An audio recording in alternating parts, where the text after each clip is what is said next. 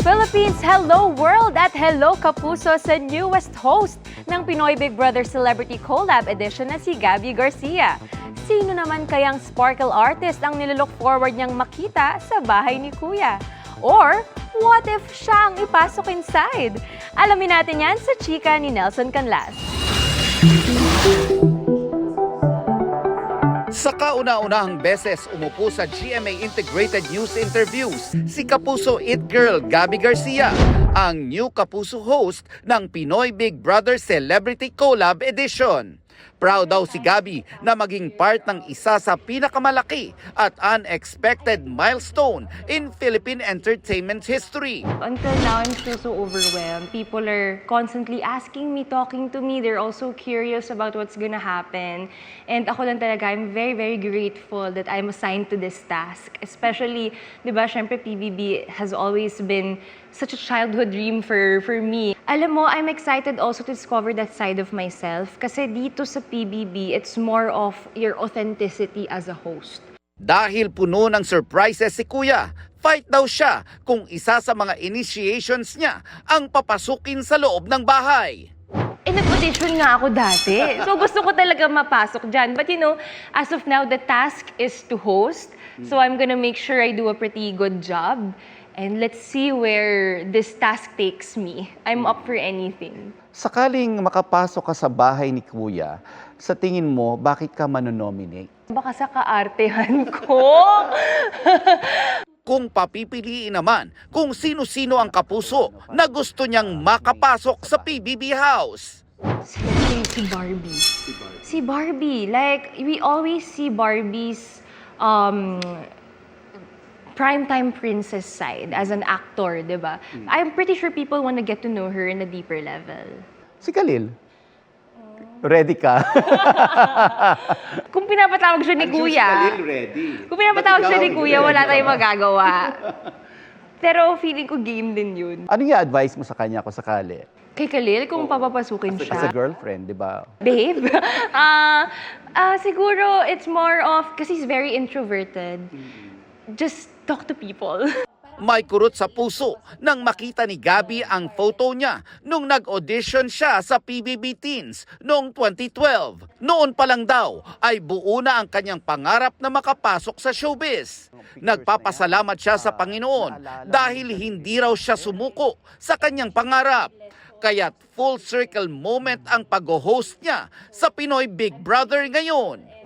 Happy lang ako na, you know, eventually God made a path for me and ito pala yun, kaya pala dinelay niya ng onte kasi inaayos niya pa. Sabi ko nga, may 12-year-old self must be so proud. Iyak yun pag nakita niya ako ngayon. What would you say to that girl now? Ay, oh my gosh, you know, just keep going. Just keep going, just continue to focus. Count the little things, you know, count the small wins. Be patient and you'll get there. 12-year-old Gabby knows how hard she worked for her dream. That's why, and she's very blessed to also have supportive parents. Ang laking factor niyan. So, I'm just really grateful and I hope I made my 12-year-old self proud. You did. March 9 na magsisimula ang giant collab ng GMA at ABS-CBN sa totoong serye ng buhay, ang Pinoy Big Brother Celebrity Collab Edition. Nelson Canlas, updated sa Showbiz Happenings. Ipinakilala na ang newest addition sa Arellano Fam. Let's all meet Baby Anya Love na newest and fifth bundle of joy ni Iya and Drew. Very cute si Baby Anya sa kanyang pink OOTD habang karga-karga ni Mommy Iya.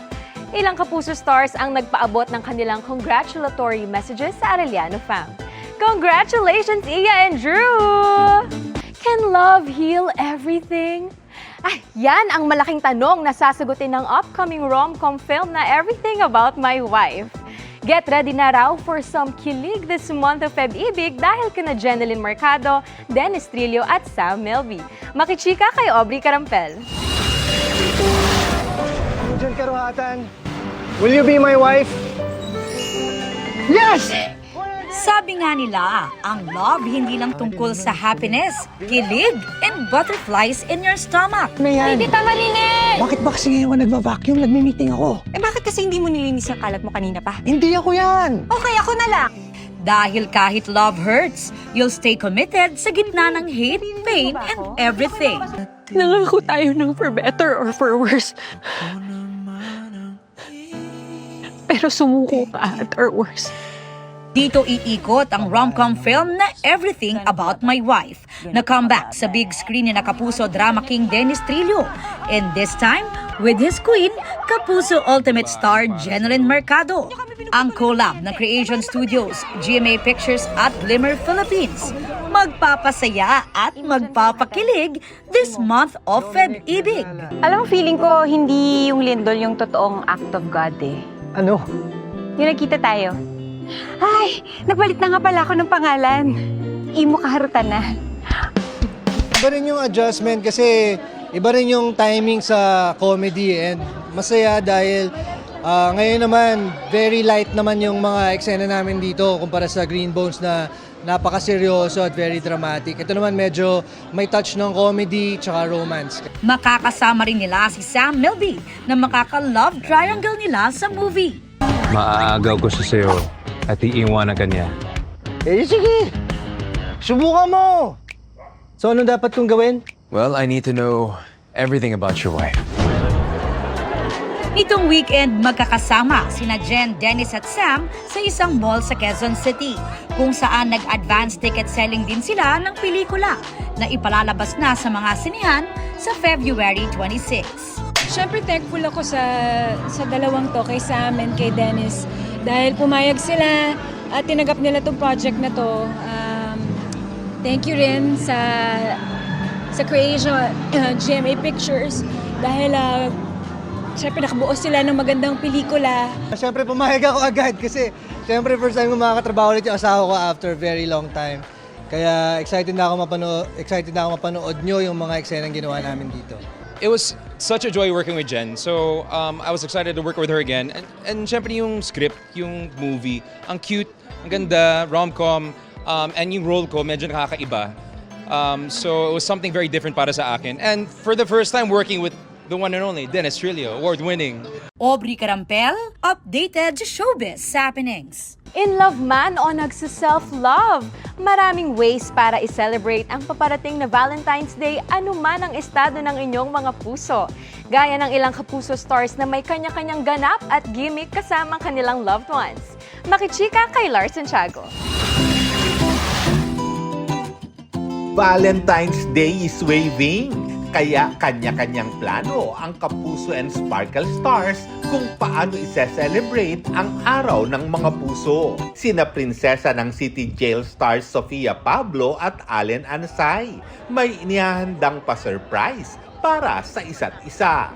Gusto ko ibahin kasi last year parang flowers yung binigay ko sa kanya. So let's see. Ano masasabi mo doon? Okay! Anong surprise mo sa akin? Wow! Malamang kakain po sa labas. Bagamat wala pang concrete Valentine's plan si mga batang real star Miguel Tan Felix at girlfriend niyang si Isabel Ortega dahil busy sa trabaho, sisiguruhin daw ni Miguel na maipapadama niya pa rin ang love kay Isabel. Siyempre, mga simple but sweet gestures, hindi mo mawawala yun. Flowers ba or Valentine's gift? Secret, malalaman niya na po pag hindi na. SNWB o Samahan ng Walang Valentines dahil single naman ang mga kapwa Riles boys ni Miguel na sina Kokoy De Santos, Rahil Biria at Anton Vinzon. Pero may plans pa rin sila for Valentine's. Didate yung airmats ko, kasi yung ate ko naman wala yung asawa niya. So ako magdi-date sa kanila, kami ng kuya ko. Ako, bibigyan ko na rose yung nanay ko, bibigyan ko ng rose yung mga malalapit sa buhay ko.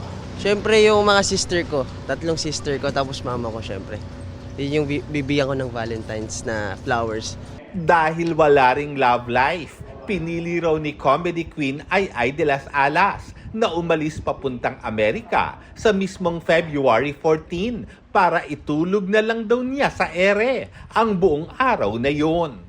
Pero kumusta naman kaya ang kanyang puso? Recovery period, but I'm okay. I'm happy and kagaya nga ng ginagawa ko, loving myself. Para naman kay global fashion icon Heart Evangelista, extra special din ang Valentine's dahil saktong birthday din niya sa February 14. I'm gonna be celebrating it with her loved ones. Baka kami-kami lang ng family. Ganon din si Zephanie na turning 22 this Valentine's Day. Magse-celebrate daw siya kasama ang kanyang kapwa makakast. We're celebrating my birthday, pero secret muna kung saan kami pupunta. Pero super excited kami.